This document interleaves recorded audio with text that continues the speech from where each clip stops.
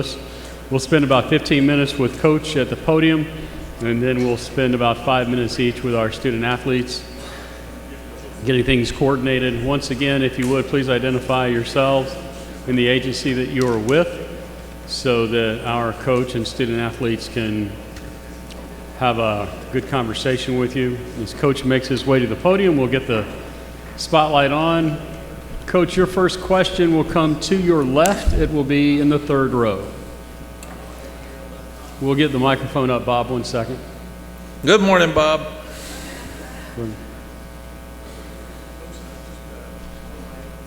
Still working on the microphone, Bob, 1 second. So much has changed since Foxfire in 1989, wouldn't you agree? In 2020, you lost a lot of dynamic playmakers, and yet your offense last year was one of the best in the league in spite of the fact that you gave up 45 sacks, leading the league for the second consecutive year. Once again, you've lost, you have Josh Downs back, but you've lost again some talented offensive players. What are your expectations for this offense? The expectation for the offense is to be the best in the league. You want to be the best in the country. We've got to shore up sacks. We had too many tackles for loss. We've changed some things with our scheme that should help our offensive linemen. We lost 4 offensive linemen. We lost a tailback. We lost some great receivers. But we've got a very, very talented but inexperienced team coming back. So that starts at quarterback. We've got 2 quarterbacks, and Jacoby Criswell, who's been there 2.5 years. He was the Gatorade Player of the Year in Arkansas. We've got Drake May, who was the Gatorade Player of the Year in the state of North Carolina, that's been there for a year. Those guys have both played and practiced a lot. We started Sam Howell when he didn't have any experience the year before. So we're really, really excited about our offense, and we think we have a chance to be good. It's interesting that today is about hype. It's about hope for all of us. Real football starts for us in a week.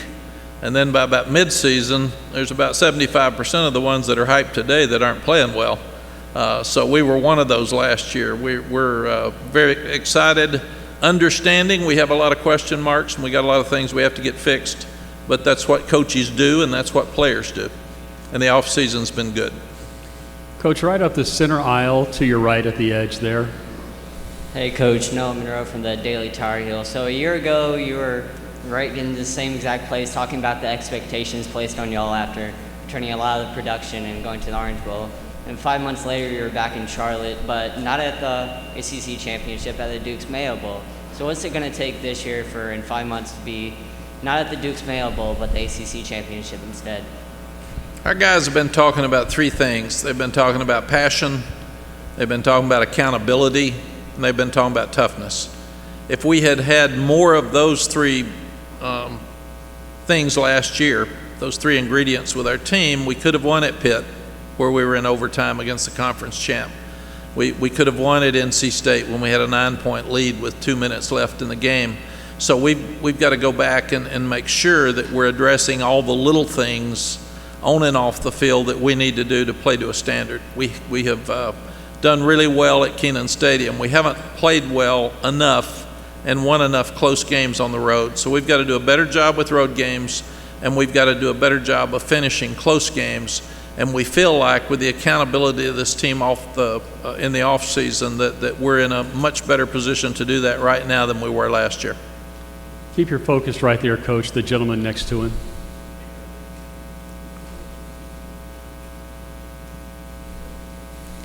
Work on that microphone. They don't like it.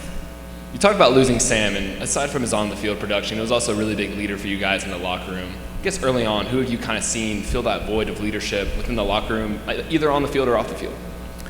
When you start looking at leadership, we've got 15 guys on a leadership committee that were chosen by their teammates. Here's 3 of them. You start looking at British Brooks. British is a young guy that got into school, earned a scholarship to be the special teams player that he's become, and then became special teams captain, and then last year really jumped out as a running back at the end of the year and took over the starting position at running back this spring. Josh Downs caught over 100 balls last year, arguably the best receiver in the country, in a year where we had the sacks and had some issues. So those two guys have stepped up on offense and in special teams as leaders. And then you've got Ced Gray, who started last year, played over 900 plays from Charlotte, a guy that, like British, wasn't highly recruited, but now he's one of the best players on our team and best leaders on our team. So these guys and a bunch of other guys like them, we got some really good grad transfers, older guys. They're going to have to be the ones that help some of the talented young guys step up and play with confidence. And that's why these three are here today. Coach, front row to your left, immediately in front of you. Coach Dan Tortora, wakeupcalldt.com. We know that here in the ACC, we have one more season of divisions before we switch to that 3-5-5 model. What can you say about this final year in divisions and what you think about that 3-5-5? I'm a guy that believed in the divisions. I love having Coastal and Atlantic. I loved having a championship game with the two winners. I thought it was that way a lot of the time with the North and the South and the Big 12 when I was there. So I was disappointed that we changed it, but it also gives our team and our coaches some opportunities to play people that they wouldn't play as often, and maybe a chance for the ACC to match up better teams. Sorry, Coach, to the right side, fourth row. Hey, Coach, Ashiba Rojas from the Charlotte Post. So you talked about, Cedric becoming a leader on that defensive side. So what do you see from him from a football standpoint, and some other players emerging as leaders on the defensive side as well? Yeah, Ced was a guy that played safety and wide receiver. He played in the slot, and we saw his aggressiveness, his passion, his love for playing the game, and his leadership. And I didn't even realize this, but we're the only Power 5 offer he had. And here he is sitting up here today as one of the best players, not only in the ACC, but in the country. But to help him, we've got to play better up front. You've got a lot of guys up front now that have a couple of years' experience. They're very talented young guys, but they've got to get off blocks and make sure that we penetrate. And then our linebackers have to play more downhill and put us in a position where we can stop the run on first down. We haven't had enough turnovers. You usually don't force turnovers as readily unless it's second long, third and long, when you've got your quarterback in a bad position and the offensive coordinator's his game plan shrinks and he's trying to throw the ball on second long, third and long. Then you've got to get pass rush. And you need pass rush out of the front four so your linebackers can play in coverage. And I'm really excited about what Gene Chizik brings to our defense. Obviously won a national championship with us as a defensive coordinator at Texas. He won a national championship at Auburn. So the guy knows what he's doing. And he's done a tremendous job with the other coaches. He brought Charlton Warren in with him of teaching and developing our defense. We're doing a better job with fundamentals. We're doing a better job with tracking, playing with low pads, pursuit angles. So I really am excited about what I've seen out of our defense this spring, and our team's more competitive. They've really competed with each other. But you've got Noah Taylor that came in as a pass rusher from Virginia. You've got Des Evans is in his third year. You've got Jabari Ritzie, some young guys. KJ Binkley he's had 3 operations and he looks well now, and he's 316 pounds. You've got Keyshawn Silver. A lot of the younger guys now that hopefully we'll see more from in that front moving forward. Coach, stay on the right side, that same general area. How you doing, Coach? Good. Courtney Griffin with the 3-point conversion. Despite the 6-7 record last year and all of the losses, you guys got a lot of, like you said, talent coming in. You got Josh, Cedric, and British coming in and stepping into those leadership roles and those different positions. But it seems like this team is being criminally underrated. What are your feelings about that? I love it because we were criminally overrated last year. So I tried to get us to be the 130th team with the expectation this year, but we're a little bit higher than that. What last year's team did really went unnoticed, the positive things they did. They beat Miami for a third time in a row. They beat Duke for a third time in a row. They They beat a top 10 Wake Forest team. So there were a lot of great things we did. What we didn't do is we weren't consistent, and that's my fault. The team is, they take on the personality of the head coach, and if your team is playing inconsistently, that meant I coached them inconsistently. And I hate that. It just makes me sick when our team doesn't play with passion every week. And that's what I've seen these guys do every day of spring practice. So that's why I'm so much more excited about where we are. These guys will make their expectations, but really and truly, I was in your seat for 5 years. They had me picking the top 15 and the top 25, and I was usually wrong, because what happens before the season, after this press conference, when we're all picking who are the best teams, we don't know who's going to be hurt. We don't know who's going to step up. We don't know how many fumbles you're going to have. We don't know who's going to be a great player on defense. We don't know about your kicking game. And all those answers have to come from the field. And that's where I feel like that this is the best staff that we've had, maybe the best staff I've had in 33 years, now going on 34 years of coaching. And I really like their continuity, and I really like the way that they have taught these guys this spring, and I'm excited about the response from these guys back to them. I just like what I'm seeing. Coach, your last question comes quickly to your left, third row. Will you be ready to go when the season starts? Questionable. Ross Martin, Inside Carolina. Coach, how has your day-to-day, week-to-week change with NIL? You're now a year into it. Can you kind of go into that? Yeah.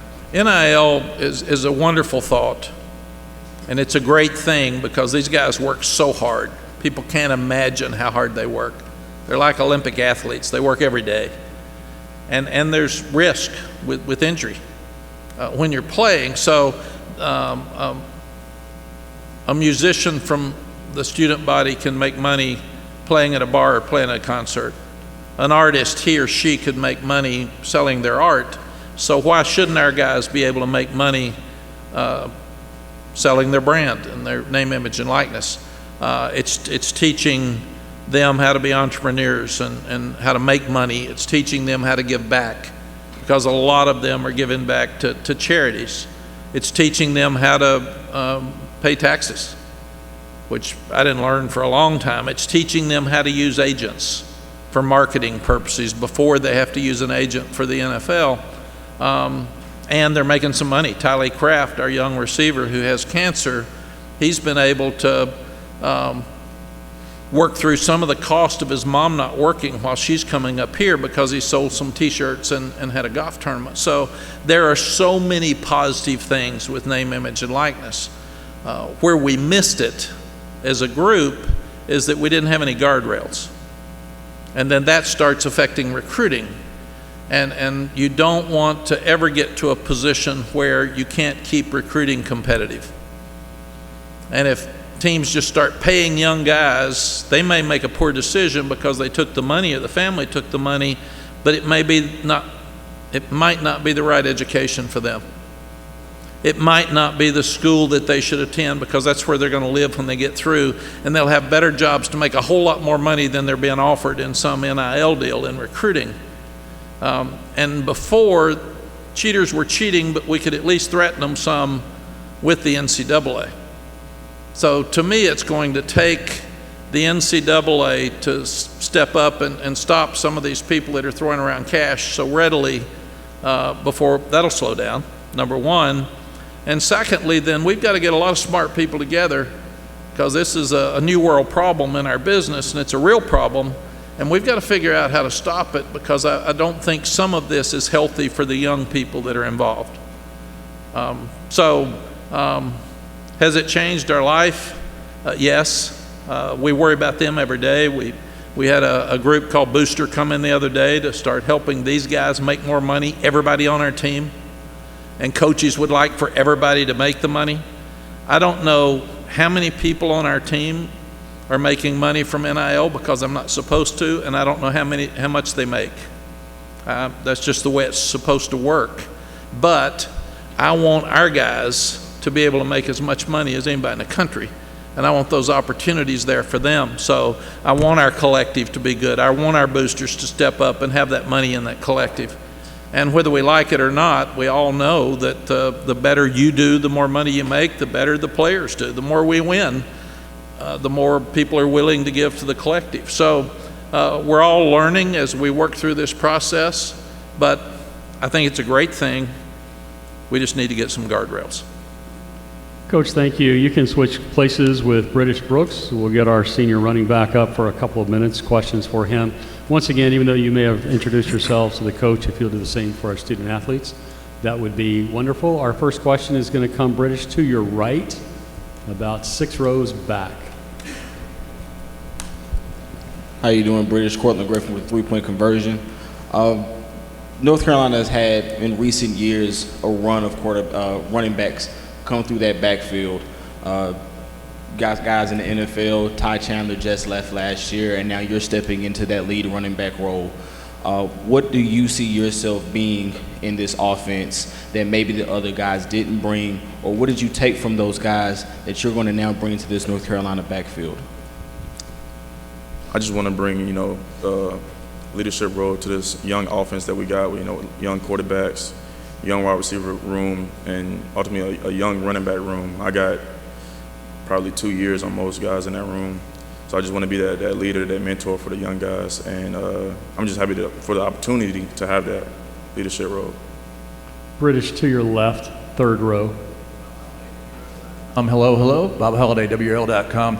British North Carolina led the league in rushing last year, but more than 800 of those yards came from quarterback Sam Howell.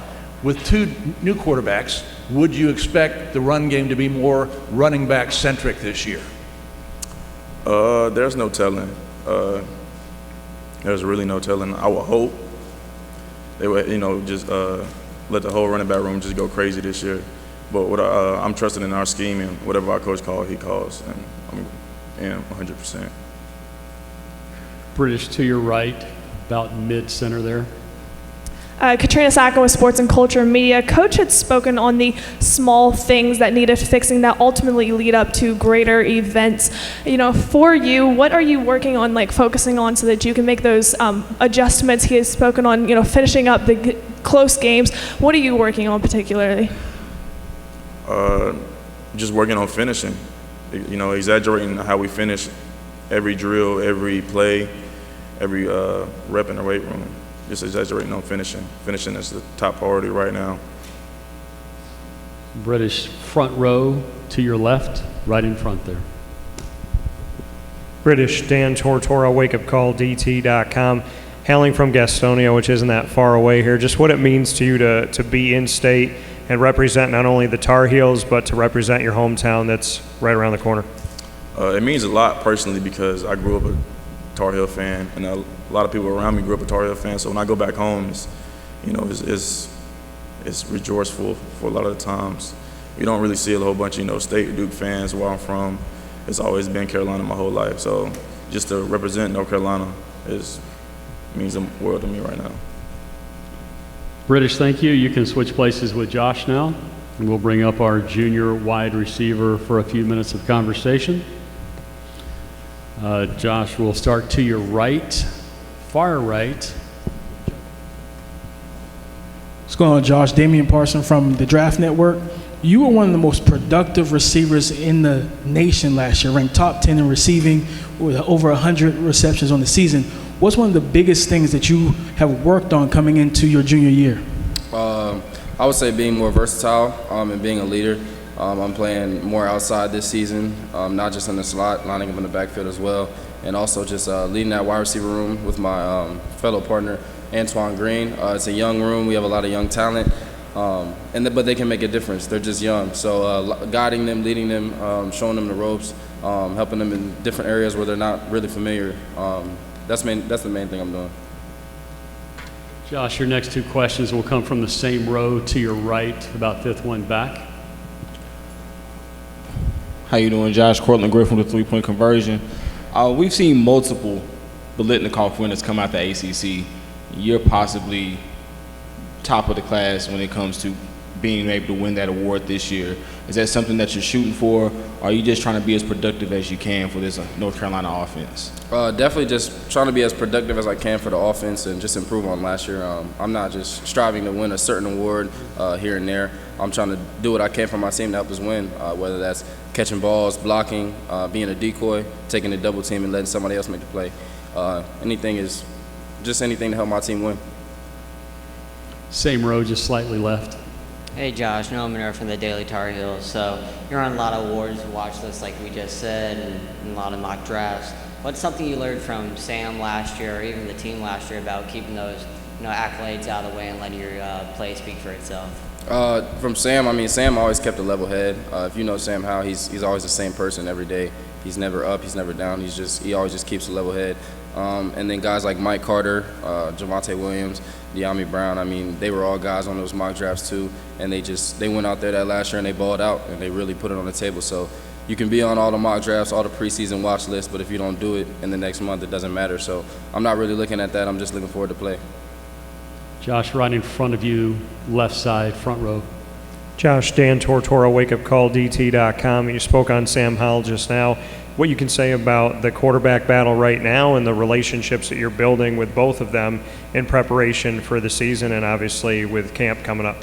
Well, these two guys, they've just been getting ready for the position, Drake May and Jacoby Curso. I was sitting behind Dasner some 2 years ago, and nobody knew who I was, so I feel like it's a similar situation. I've known Jacoby since I came in here. We came in here together, so that's my dog. And I've known Drake for a while, too. So seeing both of those guys get better and being able to display their talent this year is going to be something great to see. I'm not really worried about the quarterback position, as a lot of people are, because I know we have talent there, so it's going to be good to watch. Josh, a question from here at the podium. You scored a touchdown in 8 straight games last year, which makes me wonder, do you think about the end zone every time you touch the ball? Of course.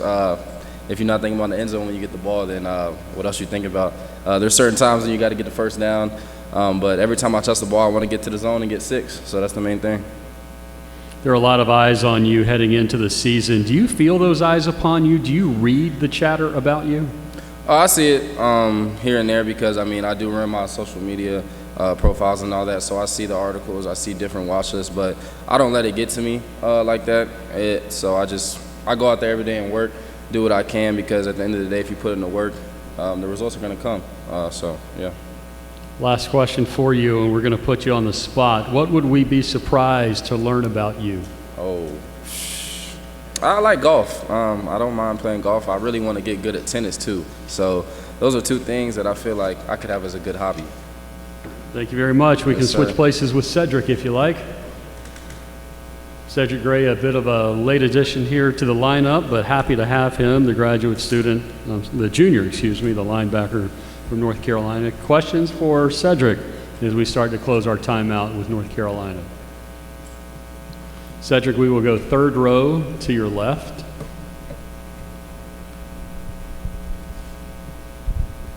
Bob Holliday, WRL.com. Cedric, North Carolina last year, as you know, was down in the lower echelon in defensive statistics, 10th in defensive scoring, 10th in yards given up. You guys played in a lot of track meets where the offense had to outscore them.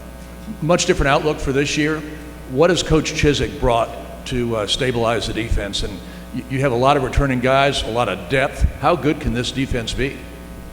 Yeah, I think one of the things that Coach Chizik is doing is really creating a standard amongst the defense, creating a culture amongst the defense and how we're going to play as a defensive team.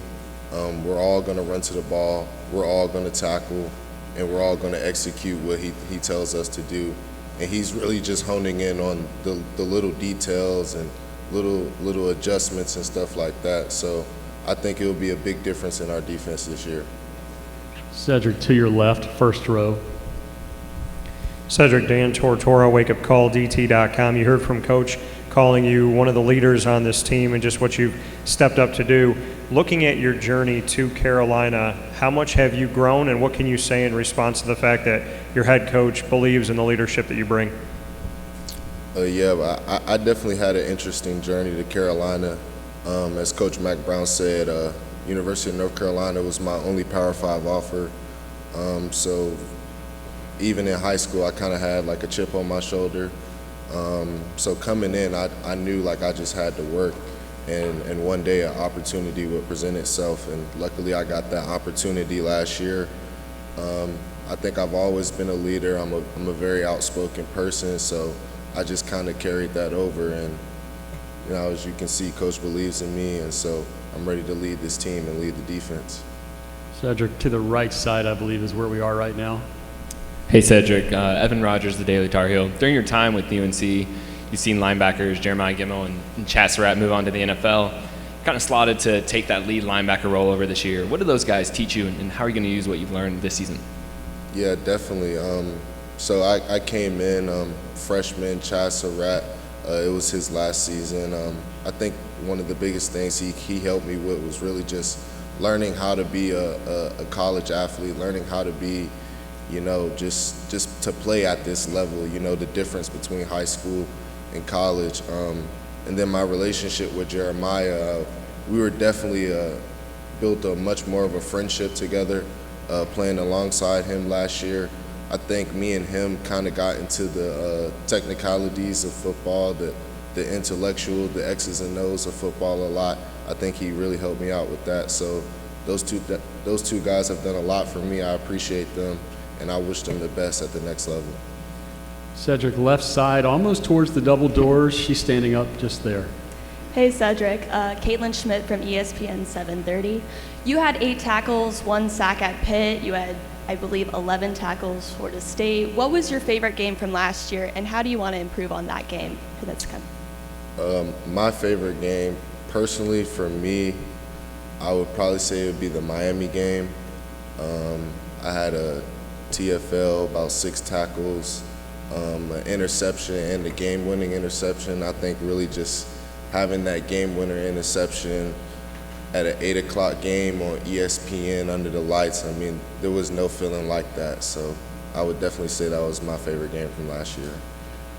Cedric, last question from the podium on a lighter note. A little disappointed that Coach isn't on stage as I asked this question. We've seen Coach dance on Twitter, on YouTube. You guys have seen Coach dance up close and personal. Describe Coach's dance moves in one word. Goofy. Ladies and gentlemen, that's North Carolina, guys. Thanks for being with us today, and good luck this season.